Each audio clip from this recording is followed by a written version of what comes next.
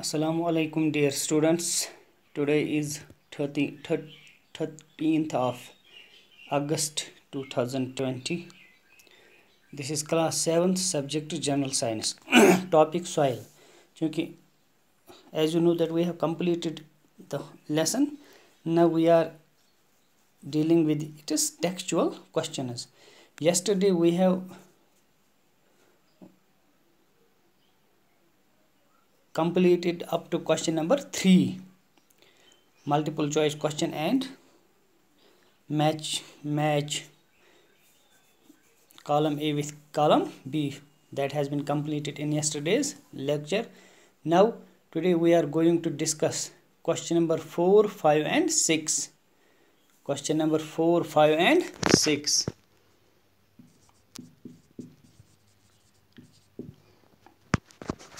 Question number 4 says that explain how soil is formed. आप ये बताइए कि सॉइल कैसे बनती है. क्योंकि हमने लेसन में पढ़ा ही कि soil is formed through the process of weathering. Weathering के जरिए सॉइल बनती है. Weathering means break down of rocks. Soil is formed through the process of weathering. Full stop. Weathering is a process of physical break down and decomposition of rocks. Full stop. Decomposition of rocks and minerals near or at the surface of the earth. This physical and chemical decomposition is primarily done by wind, water and climate.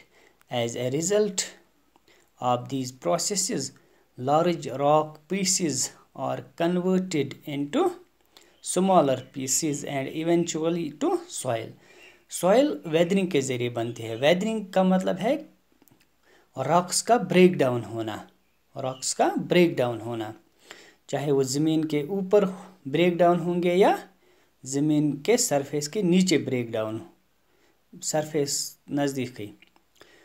तो use यह break down गसान, चाहे physical break down in या chemical break down in, यह गसान wind सहित, water सहित, बे climatic चेंजो सहित.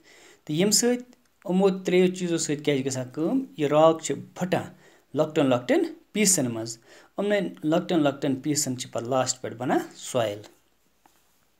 इथे पे question number 5, how is clayey soil useful for groping for crops. Clayey soil कित पे फायदेमंद फसल वपदान खतर. चूँकि अस पोर कि पतमन लेसनस मज पोर अस कि सॉइल हसा 3 किस्म: Sandy soil, loamy soil and clayey soil. Clayey soil ज्यादा असल कम खतर, फसल वपदान खतर. तिक्याज अत क्लेई सॉइल 2 प्रॉपर्टी आसान. गोडनिच प्रॉपर्टी आसान कि यह अत मज वाटर होल्डिंग कैपेसिटी वरिया असल आसान. यानी अत मज मॉइस्चर अत मज रोजान वरियास टाइमस. तो बे अत मज वरिया ऑर्गेनिक मैटर. 2 प्रॉपर्टी अत फसल वपदान खतर असल बनावान. गो आंसर लिख में अत. Following are the properties of clayey soil which makes it useful for crops. Number 1, it has very good water holding capacity. It is rich in organic matter. Full stop. Pad likh mein biggest paragraphs mas. For growing crops like wheat, gram and peas, the soil that is good at retaining water and rich in organic matter is suitable. चूँकि दोनों property अत मज, water holding capacity ती अत मज तो organic matter ती अत मज वरिया, यानी ह्यूमस यथ अस वनो. यमो दोयो चीज़ों सहित बनान यह सॉइल असल फसल वपदान खतर. Question number 6, list the differences between clayey soil and Sandy soil. Clayey soil तो सैंडी सॉइलस मज क्या फ़र्क. चूँकि अस पोर यौ 3 किस्म सॉइल. तुम 3 किस्म तुम पार्टिकल हंद बुनियाद. कत मज कुस पार्टिकल ज्यादा मिकदार मज.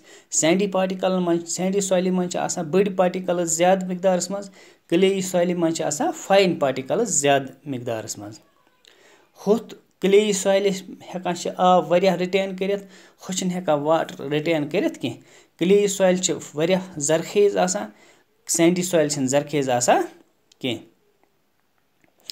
होत मज क्लेई सॉइल मज चूँकि तथ मज लॉकटन पार्टिकल बनियाम, तुम पार्टिकल क्लोजली पैक्ड आसान.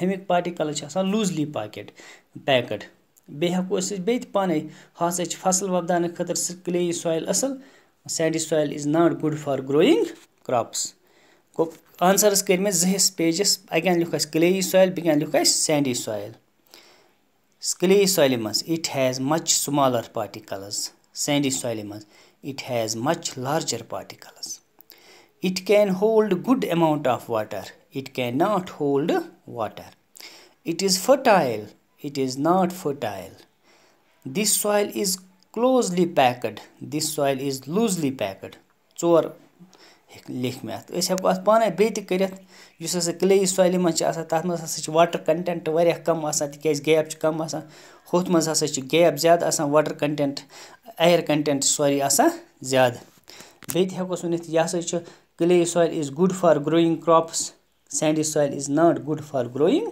کرٛاپٕس گوٚو یِم پویِنٛٹ ہٮ۪کو أسۍ اَتھ پانَے ایڈ کٔرِتھ گوٚو یِتھ پٲٹھۍ کوٚر اَسہِ آز کوسچن نمبر 4, 5 اینٛڈ 6 وُمید چھِ کہِ تُہۍ لیکھِو یِم پنٛنٮ۪ن کاپیَن پٮ۪ٹھ تہٕ تمہِ پَتہٕ کٔرِو تُہۍ یاد شُکریہ خۄدا حافِظ